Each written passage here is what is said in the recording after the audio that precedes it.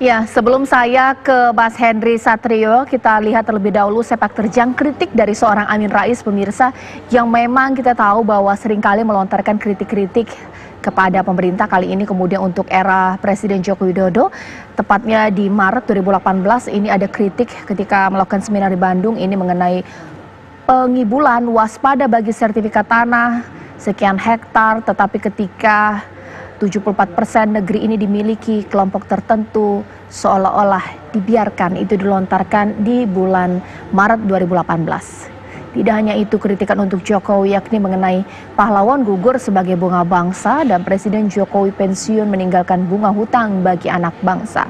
Dilontarkan di tahun 2020, tepatnya di bulan April melalui laman Twitter. Nah, bahkan kemudian juga ada kritik bahwa kondisi rezim pemerintahan saat ini sudah berat dalam artian negatif. Untuk itu, jangan terlalu banyak ikut campur atau merecoki pemerintahan Jokowi. Ini dilontarkan di bulan Mei 2020 ketika melakukan tablik akbar online. Dan juga di Juni 2020 tidak ada katakanlah akhlak karena menjadi patokan untuk kita merujuk segenap langkah-langkah bangsa kita. Pemerintahan di bawah nahkoda Jokowi kehilangan arah. Ini dilontarkan 12 Juni 2020, pemirsa. Kemudian melalui video amatir yang diposting di Instagram, ini terbaru 2 Juli 2020, ini Presiden marah ke menteri, saya kasihan. Bahkan juga ketawa, kemudian seperti menepuk air di dulang, terpercik muka sendiri juga. Kemudian di bulan yang sama, di tanggal 12, sejak Jokowi jadi presiden, para periode pertama diteruskan pada periode kedua. Sekarang ini perkembangan politik nasional bukan semakin demokratis, tapi malah jauh dari spirit demokrasi.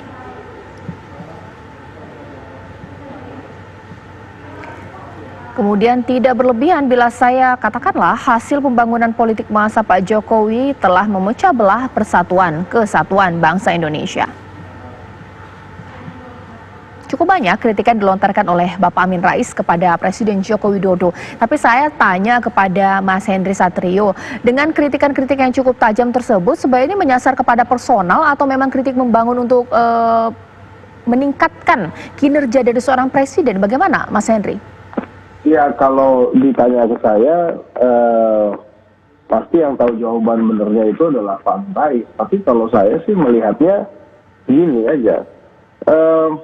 Pada saat setiap kritikan atau masukan itu dilontarkan, yang harus dilakukan oleh pemerintah sebetulnya adalah menerima itu, kemudian mengkaji, serta melihat refleksinya, apakah itu benar atau tidak. Karena menurut saya, apa yang disampaikan Pak Amin sih ya boleh-boleh aja dan sesuatu yang wajar lah, karena karena setiap yang ingin menyampaikan, ada warga negara yang menyampaikan pendapatnya kemudian disampaikan secara publik kepada publik, ya Pak Amin Rais dari dulu seperti yang Pak Yandri bilang memang begitu gitu.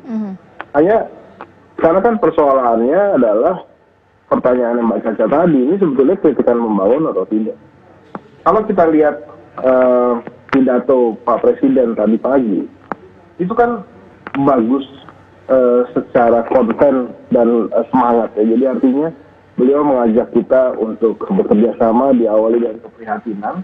Kemudian secara terbuka sebetulnya menyampaikan pekerjaan rumah yang belum selesai yang harus dilakukan oleh dirinya.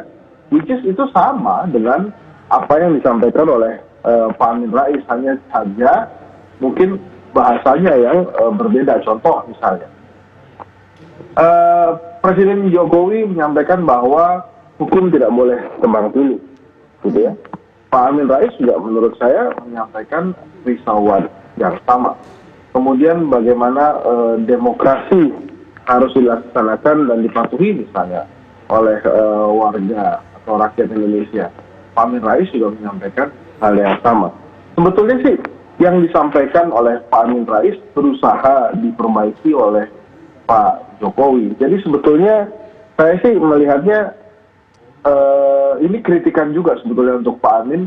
Jangan kemudian publik melihat setiap kritikan yang disampaikan oleh sosok Amin Rais sebetulnya sebuah ketidaksukaan secara personal. Nah itu yang tidak boleh dilihat. Tapi gini Mbak Caca, kita harus lihat ke belakang dulu, apa sih yang menyebabkan Amin Rais mengungkapkan hal itu.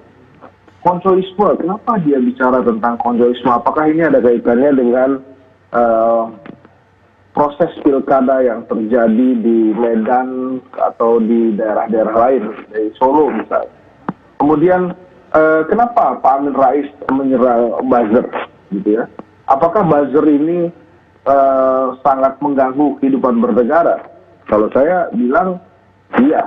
Ada beberapa buzzer yang menurut saya mengganggu. Jadi menurut saya jangan kita melihat perkataan Amin Rais ini dari satu sisi dan satu momen aja sih Mbak Caca. Baik. Sekarang saya ke Bang Abalin yang sudah pusing. Ini pusing karena memang kritikan tersebut sudah pegang-pegang kepala Bang Abalin. Karena memang ketika Pak Amin Rais mengatakan bahwa ini buzzer, juru bicara istana, seakan-akan semakin menguatkan tersebut, menginjak kelompok lain mengangkat yang satu. Bang Abalin merasa yang disebut tidak, karena kalau Bang Abalin kan sering muncul di media ini menjawab saya terutama untuk talk show. Bang Abalin. Kalau saya itu jujur ya, saya mesti mau tanya dulu nanti. Apa yang belum selesai dengan Amin Rais dengan Jokowi? Urusan apa? Atau ada urusan apa yang hendak disampaikan? Atau ada urusan apa yang belum selesai? Kenapa tingkat kebencian Amin Rais kepada Jokowi itu begitu tinggi? Karena semua diksi yang dipakai itu adalah diksi yang tidak mencerahkan publik tanah air. Semua pernyataan-pernyataan Amin Rais itu tidak memberikan pendidikan politik kepada masyarakat Indonesia. Ingat baik-baik, ya. Saya mau bilang bahwa apa istilah yang dipakai dengan politik, belah bambu, injak, apa segala macam itu narasi apa dari seorang profesor kayak begitu? Pilihan kata kalimat apa itu? Ya, ini Jokowi orang Solo, Bapak orang Solo. Apa yang sulit dari pertemuan Bapak berdua? Kenapa tidak bisa kalau ada masukan-masukan yang terbaik untuk pemerintah, untuk Pak Jokowi? Di mana susahnya? Sebagai seorang tokoh masa Amin Rais tidak bisa lakukan itu. Jaga itu mungkin adalah harimau. Hati-hati. Mas Yandri, tidak dibisikkan kemudian dari PAN gitu, kalau misalnya selalu kritik-kritik dari belakang dan pedas, kalaulah memang untuk membangun, kenapa tidak bertemu dan memberikan kritikan secara langsung, kalau memang tujuannya untuk membangun? Karena mungkin di sini sudah panas juga Bang Abalin. Bagaimana Bang Yandri? Iya, Bang Abalin gayanya begitu, Pak Amin gayanya begitu, saya gayanya begini. Menurut saya santai aja. Artinya pilihan diksi atau apa, sekali lagi PAN nggak ikut proses itu, ya. Bang Jul juga nggak ikut proses itu. Pak Amin menyampaikan itu. Kalau PAN, jujur saya bilang tadi, mengapresiasi kerja-kerja Pak Jokowi. Walaupun ada kelemahannya, mari kita hadapi secara bersama-sama. Bahwa Pak Amin mengkritik, ya kita hargai juga. Sebagai anak bangsa yang memang tokoh reformasi dari awal, keterus terangan Pak Amin, gaya Pak Amin, ya nggak bisa kita rubah. Pak Amin yang memang begitu. Dan saya jujur bukan juga sebagai juru bicara Pak Amin, bukan penerjemah Pak Amin. Jadi ya kita nikmatin aja menurut saya. Jadi kalau ada benarnya ya coba pemerintah respon dengan baik kan. Kalau nggak ada benar coba tabayun. Bang Abalin juga kalau ketemu Pak Amin saya kira juga bagus gitu loh. Jadi saya kira ini di 75 tahun Indonesia Merdeka ya ada yang pro, ada yang kontra, ada yang kritik, ada yang muji, biasa, ya kan? Nah, itulah ini kehidupan berbangsa dan bernegara kita gitu loh. Nanti mungkin saya tanyakan juga gitu, kepada Bang Abalin, ketika disebut kelompok menginjak kelompok satu kemudian menaikkan kelompok lain, apa jangan-jangan pemerintah Jokowi tidak melakukan pendekatan kepada kelompok atau juga Pak Amin Rais? Sesaat lagi di Apa Kabar Indonesia Malam.